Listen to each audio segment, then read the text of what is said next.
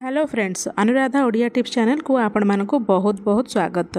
द्रुत गति रे जीवनशैली परिवर्तन एवं खराब खाइबा अभ्यास हेतु महिला माने अनेक समय अनेक समस्या सम्मुखीन होती, जहाँ मध्यरु गोटे होची महिला गर्भाशय रे फुला फाइब्रॉइड बा गंठीर समस्या।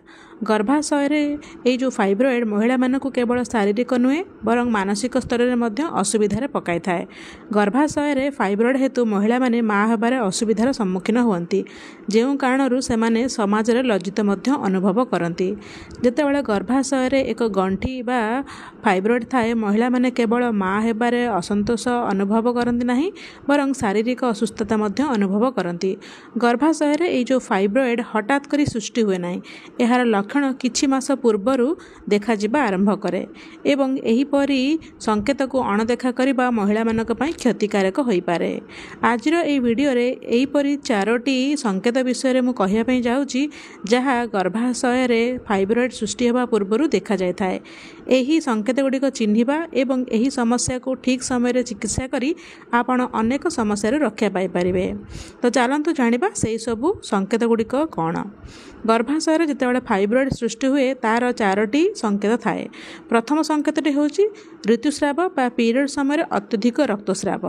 महिला मानकर ऋतुस्राव समय अत्यधिक रक्तस्राव को अणदेखा करिथांती, जहाँ सेमानकर स्वास्थ्य तथा आचरण उपर मध्य प्रभाव पकाई थाए।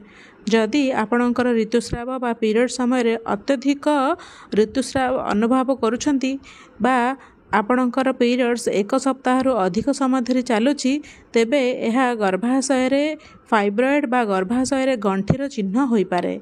एहाको आपण अणदेखा करिबा उचित नुहे, कारण यह महिला मानक पई माँ हेबारे समस्या सृष्टि करि पारे। एहाको रोकिया पई तुरंत डाक्टर सहित निश्चय परामर्श करिबा उचित। पीरियड समय होथिबा अत्यधिक रक्तस्राव को आदौ हल्का रे नबा उचित नुहे। जदि यह बारंबार होउची ताहले निश्चय थरे निज डॉक्टर सहित परामर्श करिबा उचित। द्वितीय संकेतटा होची पेट जंत्रणा किंबा ओजन वृद्धि। जदि आपण गत किछि दिन धरी आपणक पेटरे क्रमागत जंत्रणा भोगुचंती एवं आपणकर पेटर ओजन बढ़िबार लागिजी बा आपणकर ओजन मध्य बढ़िबार लागिजी, तेबे यह यूटेरस रे फाइब्रॉइड रो एक चिंकत होई पारे। एही संकेत महिला मानक गर्भधारण करिबारे बाधा देई पारे। जदि एपरि लक्षण देखा जाउची, तेबे डाक्टर सहित परामर्श करिबा उचित, जहा द्वारा कि समस्यार समाधान बढ़िबा पूर्व बंद हो पार। तृतीयटी होची परिस्रा समय जंत्रणा हेबा किंबा रक्तस्राव हेबा। यह गर्भाशय रे फाइब्रॉइड चिन्ह होई पारे। एही संकेत को अणदेखा कले भविष्यत रे महिला मानक पई गुरुतर रोग होई पारे। तेणु एही सिम्पटम्स को केबे भी अणदेखा करंतु नाही।